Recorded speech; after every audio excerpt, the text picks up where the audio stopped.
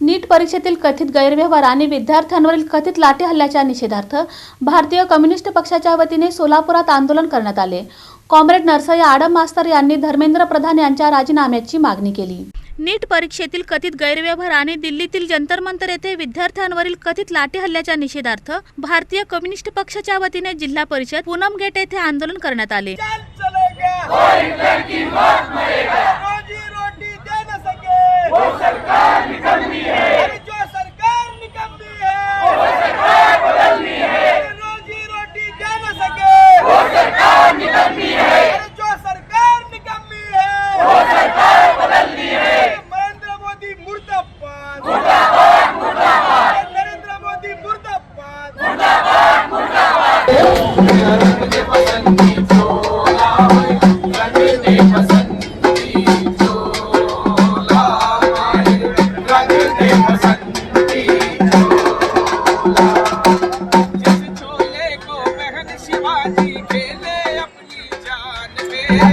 चोले को पहन शिवाजी खेले अपनी जान पे, जिसे पहन झांसी की रानी टिक गई अपनी आन पे, जिसे पहन झांसी की रानी टिक गई अपनी आन पे।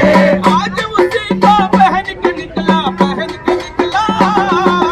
आज उसी को पहन के निकला हम मस्तों का टोला मेला।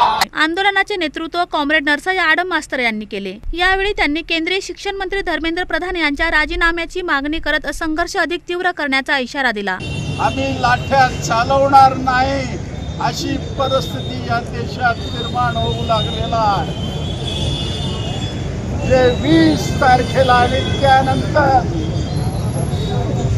जी दडपशाही झाली, या दडपशाहीचा मार्क्सवादी कम्युनिस्ट पक्षाच्या वतीनं निषेध करण्याकरता या ठिकाणी जमलेला आहे।